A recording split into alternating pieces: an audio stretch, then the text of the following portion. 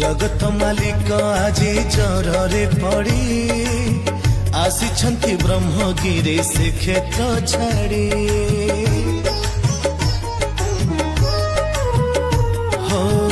बड़ देउल रे देखा हे बनी बोली अलार पीठरे बे भारी गहली भक्त गहली देखी मन लाखी जाऊची लखे पर जामिनी जड़े राजा बसीची